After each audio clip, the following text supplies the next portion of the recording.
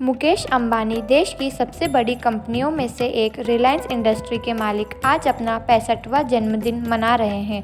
दुनिया के सबसे अमीरों की लिस्ट में भारत के इकलौते मुकेश अंबानी का नाम भी इस सूची में आता है।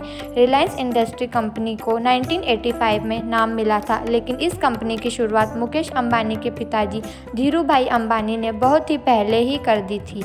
आज जो हम रिलायंस इंडस्ट्री को देखते हैं, उसको इस मुकाम तक मुकेश अंबानी ने पहुंचाया है। मुकेश अंबानी ने 18 साल की उम्र से अपने पिता धीरूभाई अंबानी के साथ काम करना शुरू कर दिया था। काम करने के लिए उन्होंने कॉलेज की पढ़ाई भी छोड़ दी थी।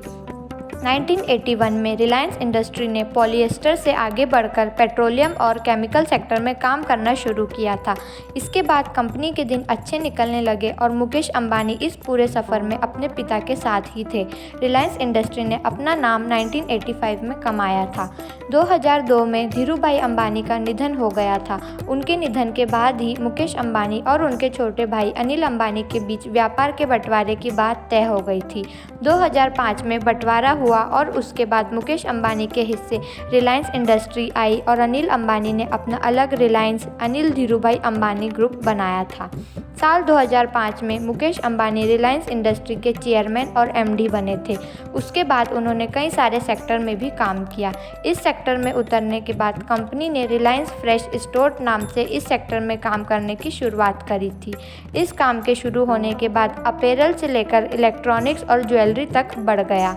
आज रिलायंस रिटेल कंपनी का नाम देश की बड़ी कंपनियों में आता है और अभी हाल ही में इसने फ्यूचर रिटेल को आगे बढ़ाने के लिए 24,713 करोड़ रुपए का सौदा किया है।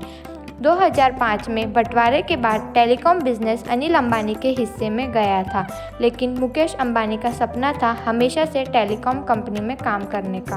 बंटवारा होने से पहले जो कंपनी रिलायंस इन्फोकॉम बनी थी, उसमें 50% हिस्सा मुकेश अंबानी और 50% नीता अंबानी का था। लेकिन बंटवारे के बाद जब मुकेश अंबानी टेलीकॉम कंपनी में काम नहीं कर सकते थे, तब उन्होंने जियो इन्फोकॉम कंपनी की शुरुआत की। इस वक्त देश में सबसे ज़्यादा लोग जियो का ही इस्तेमाल करते हैं। इससे पता चलता है कि जियो का देश में कितना बड़ा नाम है। रिलायंस इंडस्ट्री देश की सबसे बड़ी कंपनियों में आती है और ये इकलौती कंपनी है जिसके ऊपर कोई कर्जा भी नहीं है। 2020 में कंपनी की एजीएम में मुकेश अंबानी ने रिलायंस कंपनी के निवल ऋण मुक्त कंपनी बनने की सूचना दी थी। निवल ऋण मुक्त का मतलब होता है कि कंपनी ने कर्जे में जो पैसा लिया था, उसके पास उतने पैसे का एसेट है। Subscribe our channel and press the bell icon for more updates.